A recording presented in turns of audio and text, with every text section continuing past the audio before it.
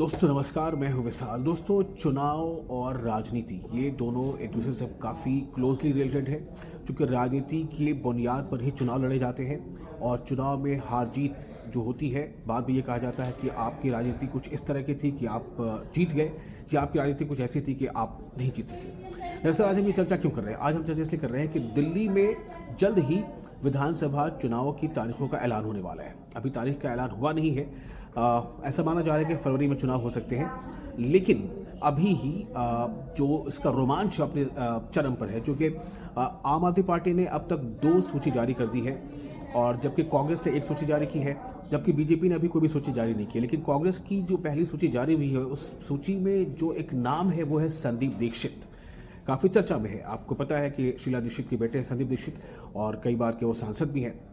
तो शीला दीक्षित के बेटे संदीप दीक्षित, दरअसल संदीप दीक्षित को कांग्रेस पार्टी ने इस बार नई दिल्ली विधानसभा क्षेत्र से मैदान में उतारा है, और इसी नई दिल्ली विधानसभा सीट से अरविंद केजरीवाल भी चुनाव जीतते आ रहे हैं। आपको याद होगा कि 2013 में पहली बार अरविंद केजरीवाल ने यहाँ जीत हासिल की थी और हराया था तब की 3 बार के मुख्यमंत्री शीला दीक्षित को। तो उन्हीं शीला दीक्षित के बेटे संदीप दीक्षित इस बार कांग्रेस की तरफ से अरविंद केजरीवाल के सामने मैदान में ताल ठोक रहे हैं। अब सवाल ये पैदा है कि क्या अरविंद केजरीवाल के लिए एक बड़ी चुनौती बनेंगे संदीप दीक्षित या नहीं बनेंगे? कुछ लोगों का मानना है कि एक बड़ी चुनौती बन सकते हैं। ज़्यादातर लोगों का मानना है कि संदीप दीक्षित अरविंद केजरीवाल के सामने चुनौती नहीं है। हालांकि नई दिल्ली विधानसभा क्षेत्र जो है, जाहिर सी बात है, काफ़ी जो एलीट क्लास यहाँ पर ज़्यादातर लोग हैं और सब लोग पॉलिटिकली काफ़ी अवेयर हैं। और अरविंद केजरीवाल 2013 में जब उन्होंने शीला दीक्षित को हराया था, तब से वो लगातार इस सीट पर जीतते आ रहे हैं। संदीप दीक्षित के लिए चैलेंज ये है कि वो कई बार के सांसद तो हैं। 2004 में वो सांसद बने, 2009 में सांसद बने। उसके बाद अरविंद केजरीवाल का जो है कहीं ना कहीं राजनीति में वो आगमन होता है।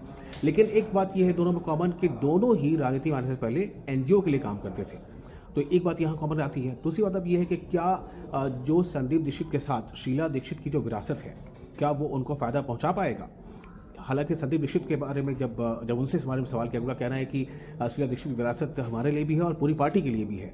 तो उन्हें लगता है कि ये बहुत अच्छा मौका है संदीप दीक्षित के लिए। उन्होंने इस सीट पर उन्हें नॉमिनेट करने के लिए, यानी उनका चुनाव मैदान में उतारने के लिए सीट से उन्होंने कांग्रेस के तमाम बड़े नेताओं का आभार भी व्यक्त किया है, और साथ ही कहा है कि हम पूरी मजबूती से लड़ेंगे। देखना ये होगा कि ये रोमांच कहां तक पहुंचता है। नई दिल्ली विधानसभा क्षेत्र से क्या केजरीवाल ही जीतेंगे या संदीप दीक्षित कड़ी टक्कर देंगे?